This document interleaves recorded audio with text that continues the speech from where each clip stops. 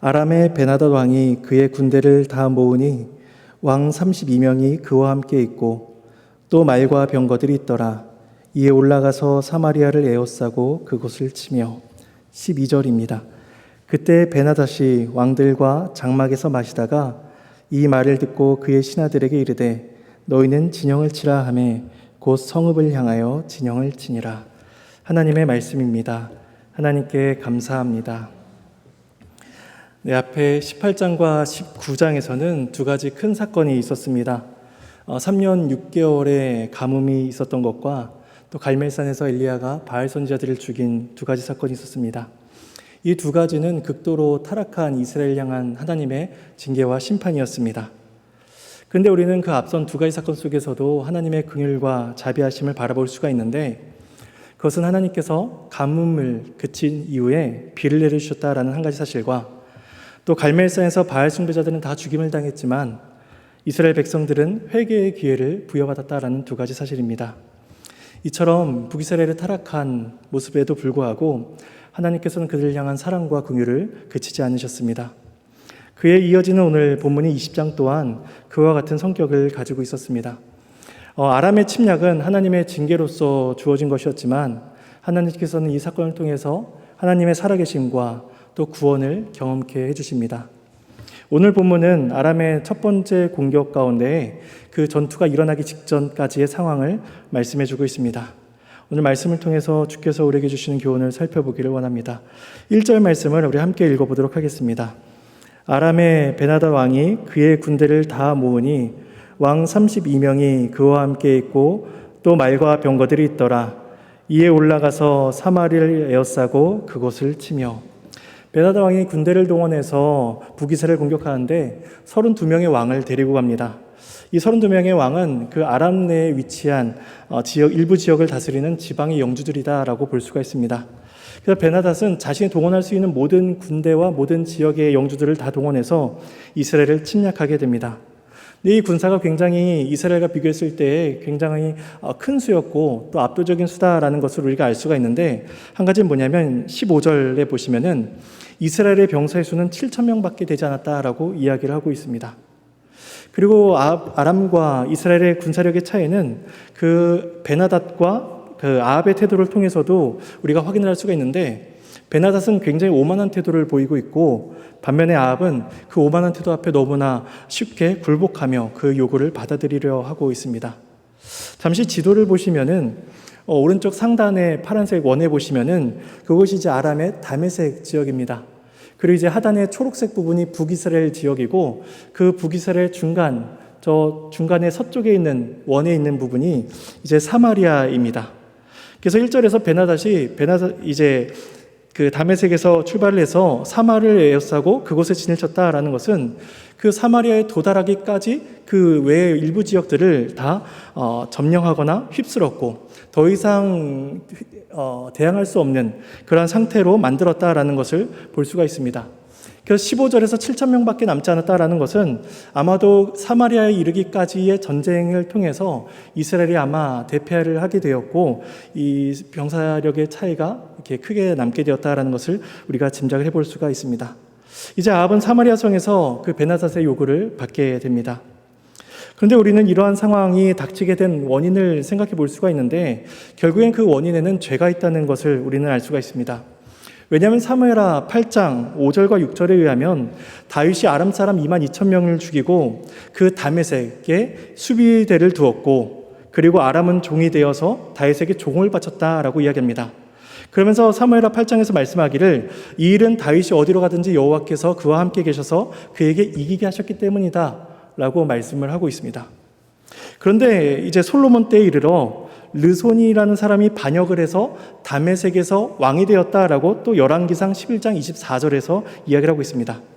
그러니까 다윗 때의 종이었던 자들이 솔로몬 때에 반역을 해서 그들이 다시 강성해져서 북이스라엘 수도인 사마리아까지 침략했다라는 것은 결국에는 이 아합의 이스라엘이 다윗과 같이 하나님 앞에서 행하지 못한 그 죄의 결과다라는 것을 우리는 생각을 해볼 수가 있습니다. 그래서 본문에 나오는 아합은 굉장히 무력하다라는 것을 보게 됩니다.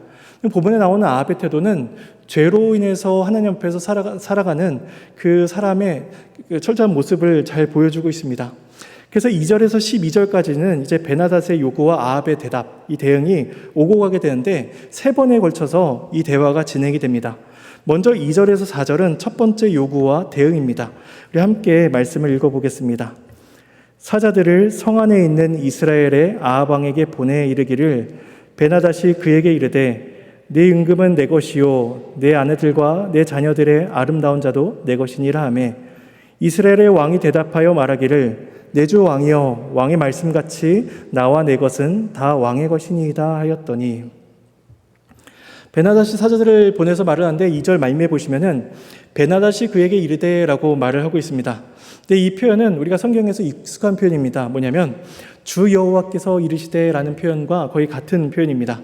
그러니까 하나님께서 주 여호와께서 말씀하시되라는 표현은 하나님께서 하나님의 권위를 들어서 자신의 백성들에게 말씀하시는 것인데 이제 베나닷이 마치 하나님의 그런 태도처럼 하나님의 자세처럼 자신을 그렇게 표현하고 있는 것입니다. 베나닷은 이미 전쟁의 기세가 자신에게 기울었다라는 것을 알고 매우 오만하고 교만한 태도를 보이고 있습니다. 그가 아합에게 하는 요구는 아합에게 속해 있던 은근과 자녀와 모든 아내들, 아름다운 자녀들을 다 데려가겠다라는 것입니다. 아합이 사랑하고 아끼는 모든 것들을 다 빼앗아 간다는 것이죠. 근데 아합은 이에 대해서 즉각적으로 대답을 합니다. 내 주 왕이여 나와 내 것은 다 왕의 것입니다 라고 대답을 합니다.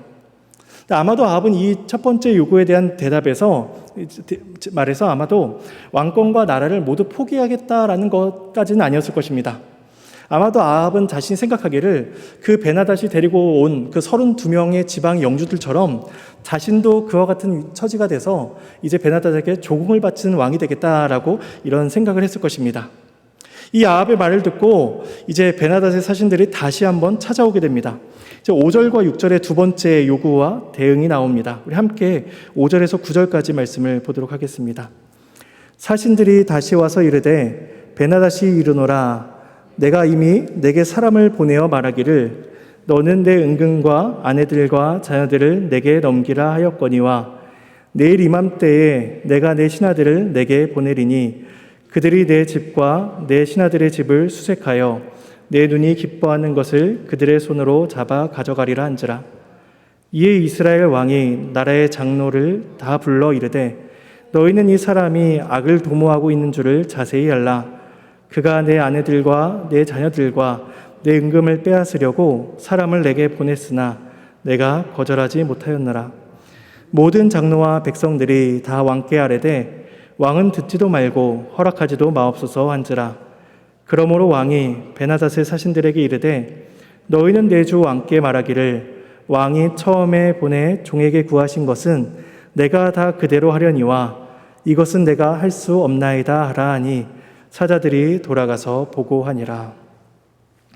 베나닷이 이제 첫 번째 요구했던 것뿐만 아니라 이제 아합과 그 신하들의 모든 집을 다 수색해서 그들이 기뻐하는 모든 것들을 다 가져갈 것이다 라고 요구합니다. 아마도 첫 번째 요구는 말씀드린 것처럼 이제 봉신국가의 관계다라고 생각을 했을 것입니다. 그래서 아합은 조공을 바치면 된다. 하지만 자신은 왕으로서 존재한다라고 생각을 했던 것이죠. 하지만 베나닷의 두 번째 요구는 그 나라 자체를 강탈하겠다, 모든 것을 다 빼앗겠다라고 이야기합니다. 그러니까 연합이나 조공의 관계가 아니라 베나닷 자신이 그 북이스라엘의 실질적인 주인이 되겠다라고 그렇게 요구하고 있는 것입니다.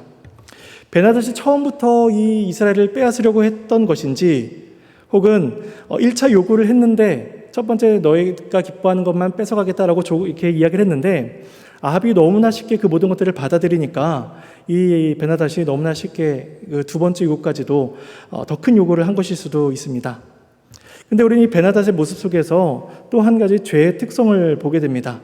여기서 보게 되는 죄의 특성은 악은 또 다른 악을 낳는다는 것입니다.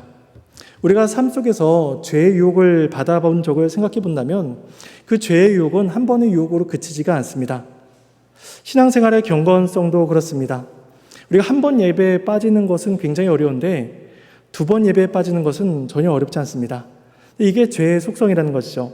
죄는 우리에게 하나를 요구하는 것 같아서 하나를 주었더니 또 다른 것을 요구합니다. 그래서 사도 베드로는 이렇게 이야기합니다. 근신하라 깨어라 너희 대적 마귀가 우는 사자같이 두루다니며 삼킬 자를 찾나니 라고 말씀하고, 바울은 범사에 헤아려 좋은 것을 취하고 악은 어떤 모양이라도 버리라라고 데살로니가전서에서 말씀을 하고 있습니다. 우리는 죄가 이 베나닷이 아합에게 또 우리들에게 계속해서 다른 것들을 요구하는 것을 우리는 보게 됩니다. 그런데 이런 죄의 특성과 달리 하나님의 속성은 전혀 그렇지 않다는 것을 보게 됩니다. 오히려 죄와 정반대의 모습을 하나님의 속성은 우리에게 보여주시죠. 죄는 우리에게 계속해서 많은 것들을 요구하지만 하나님께서는 도리어 자신의 것을 우리에게 내어주십니다. 하나님은 우리에게 긍휼과 자비를 베풀어 주시고 오래 참아주시며 우리에게 더 좋은 구원을 내어주십니다. 그것을 위해서 자신의 독생자이신 사랑하는 아들까지도 우리에게 내어주셨습니다.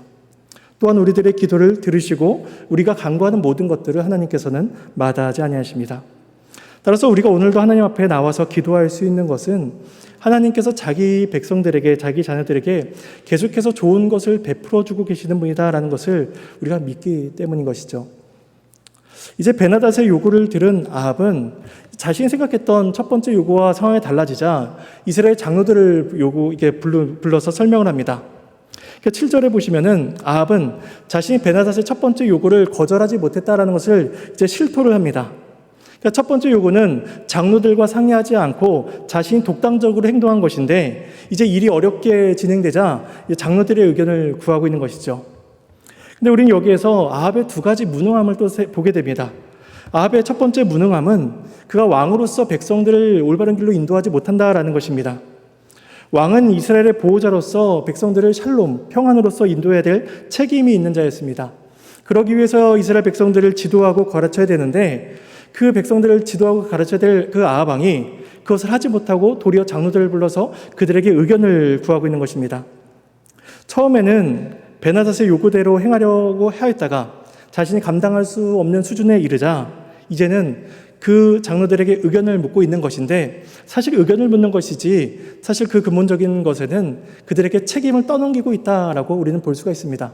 이것이 아합의 첫 번째 왕으로서의 무능함입니다. 아합의 두 번째 무능함은 그가 하나님께 나아가지 못하는 무능함을 가지고 있다는 것입니다. 아합이 사실 찾아서 부르고 의견을 구해야 될 대상은 사실은 장로들이 아니라 하나님이었습니다. 자신 또한 왕이신 하나님의 다스림을 받는 자다라고 생각을 하고 있다면, 또 이스라엘의 도움이 만왕의 왕이신 하나님께로부터 비롯된다라는 것을 안다면 그는 마땅히 하나님께 나아가야만 했고 하나님의 뜻을 구해야만 했습니다.